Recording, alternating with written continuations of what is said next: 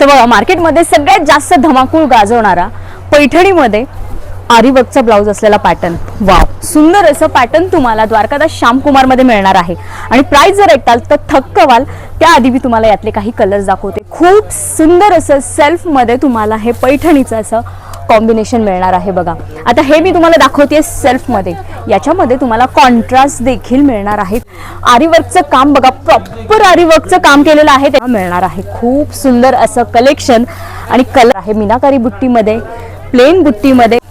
आणि या साडीची तुम्हाला प्राइस पडणार आहे फक्त आणि फक्त 4,500 रुपये.